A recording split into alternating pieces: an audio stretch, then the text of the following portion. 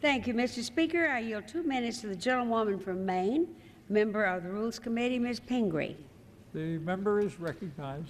Thank you, Mr. Chair. Mr. Speaker, I am honored to be here in your presence today and to be here with my colleagues.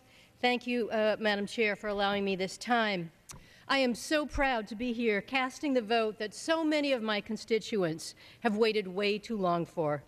There's been a lot of hard work, a lot of facts and figures that have gone into the discussion of this important piece of legislation before us, and certainly over the last 10 months that I've been here.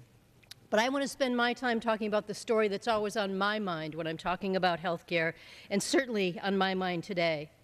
As a young father, my brother was diagnosed with malignant melanoma, a disease that I hope no one else ever has to face or face in a loved one.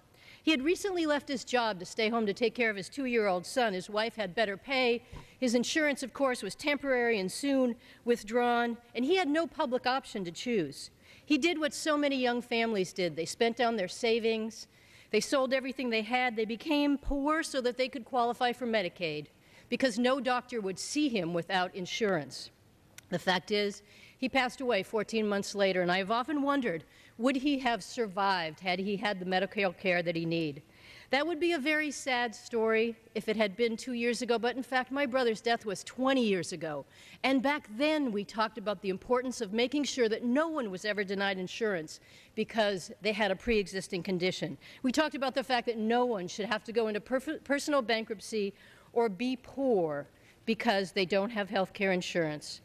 I am here today looking forward to casting my yes vote on this rule, on this health care bill, in the memory of my brother and of so many of my constituents and their families who have suffered through exactly the same thing, because I believe that this bill moves us much closer to a time when no one can be denied health care coverage because of a pre-existing condition. No one can be told you can't have health care coverage. No one will have to go into personal bankruptcy.